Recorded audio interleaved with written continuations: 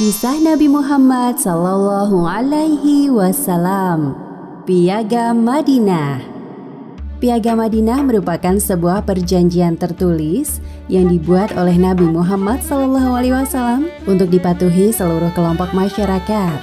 Tujuannya agar tercipta keamanan dan kerukunan antar kaum Muslim, musyrik, dan Yahudi yang tinggal berdampingan di Madinah. Madinah bukanlah kota yang besar. Masyarakatnya dapat dikategorikan menjadi 3 kelompok. Kelompok pertama, kaum muslim yang terdiri dari muhajirin dan ansor. Kelompok kedua, suku Aus dan suku Khazraj yang belum beriman atau masih musyrik. Dan kelompok ketiga, kaum Yahudi yang terdiri dari 3 klan, yaitu Bani Qainuqa, Bani Nadir, dan Bani Quraizoh. Saat ini kelompok yang memegang kekuasaan terbesar di Madinah adalah kelompok pertama, kaum muslim. Apalagi setelah peristiwa hijrah, Rasulullah Shallallahu Alaihi Wasallam memegang peranan penting sebagai kepala agama sekaligus kepala pemerintahan di Madinah.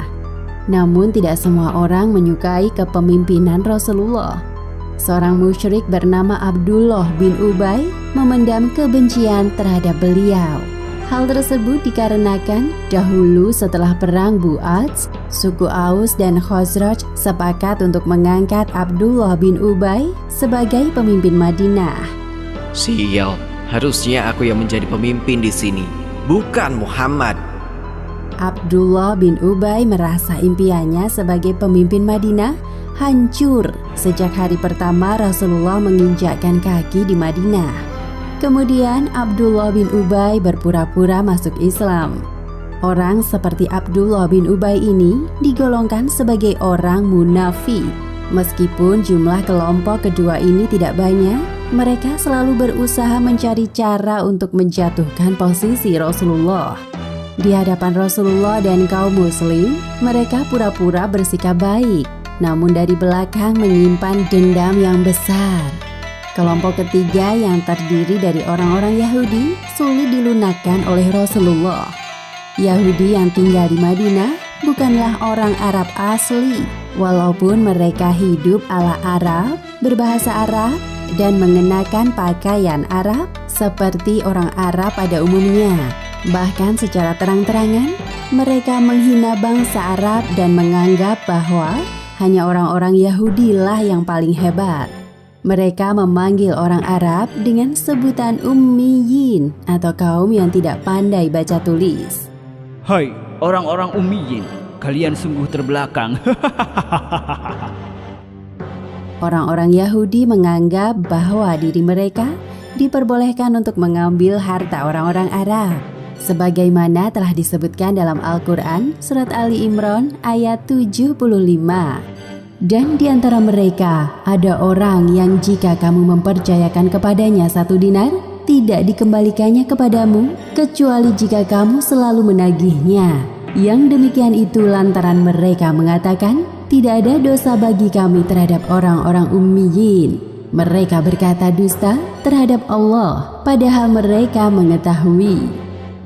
Orang-orang Yahudi juga yang awalnya menyebarkan berita kepada masyarakat Madinah tentang turunnya Nabi terakhir. Namun anehnya mereka tidak mengakui Nabi Muhammad dan justru membenci beliau karena Nabi terakhir bukan berasal dari Bani Israel. 3 klan Yahudi yaitu Bani Qainuqa, Bani Nadir, dan Bani Quraizoh dulunya bersekutu dengan suku Aus dan suku Khazraj. Sebelum datangnya Islam, 3 klan inilah yang membangkitkan peperangan antara suku Aus dan suku Khazraj, layaknya musuh dalam selimut. Kelompok ketiga, kaum Yahudi ini dikenal dengan kepintarannya dalam hal pekerjaan. Orang-orang Yahudi pandai memutar roda perdagangan, mengimpor kain, biji-bijian, khamr, serta mengekspor kurma, dan ahli dalam pekerjaan lainnya. Sedangkan masyarakat asli Madinah dimanfaatkan oleh mereka sebagai pekerja kasar dan dibayar rendah. Mereka juga menerapkan sistem riba yang diharamkan oleh Islam. Setelah datangnya Islam, Rasulullah mulai memperbaiki tata kehidupan masyarakat Madinah. Beliau mengajak mereka untuk bersikap amanah terhadap janji dan mencari harta dengan cara yang halal. Hal ini membuat orang-orang Yahudi geram. Apa-apaan sih Muhammad itu? Seenaknya saja ikut campur dalam urusan dagang kita. Kalau begini terus, keuntungan kita akan semakin sedikit atau malah bisa rugi. Walaupun kelompok ketiga ini kesal dengan tindakan Rasulullah, mereka tidak berani menampakkannya. Setidaknya pada tahun-tahun awal hijrah, mereka berpura-pura baik. Ditambah lagi ketika seorang ulama Yahudi bernama Abdullah bin Salam menyatakan diri masuk Islam. Suatu hari Abdullah bin Salam mendengar tentang kedatangan Rasulullah di Madinah. Ia bergegas menemui beliau dan mengajukan beberapa pertanyaan yang hanya dipahami oleh seorang nabi. Dengan mudah Rasulullah menjawab pertanyaan tersebut. Seketika itu pula Abdullah bin Salam masuk Islam. Yahudi yang aku kenal adalah orang-orang yang suka berbohong. Jika mereka mendengar tentang keislamanku, pasti mereka tidak akan percaya. Mendengar ucapan Abdullah bin Salam tersebut, Rasulullah kemudian mengutus seseorang untuk mendatangkan orang-orang Yahudi di kediaman beliau. Sementara itu Abdullah bin Salam tidak menampakkan dirinya.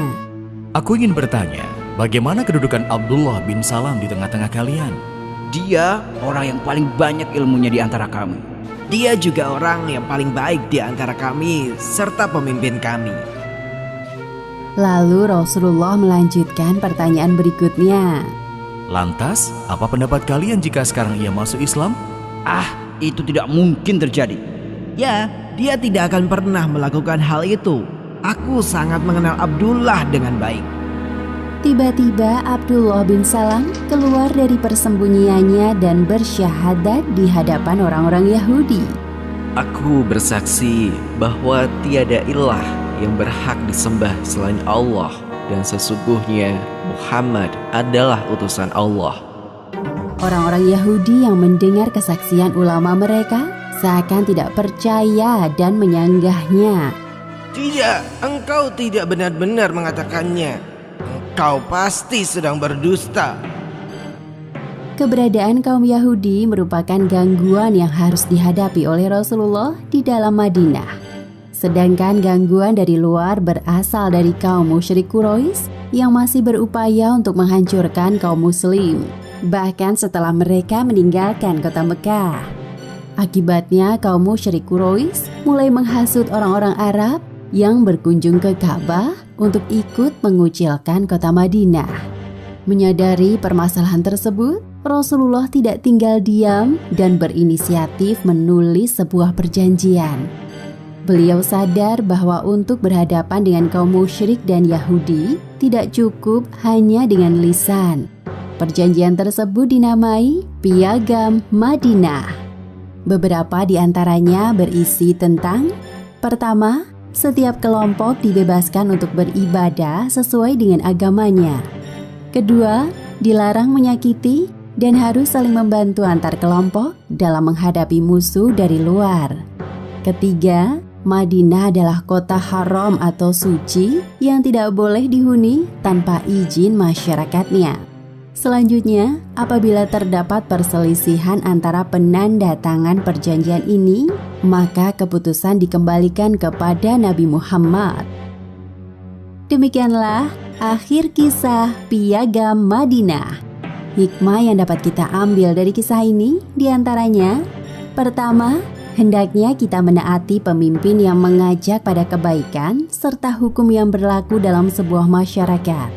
Dan kedua, hindari sikap sombong dan membanggakan diri seperti yang dilakukan oleh orang-orang Yahudi, karena Allah Subhanahu wa Ta'ala tidak menyukainya.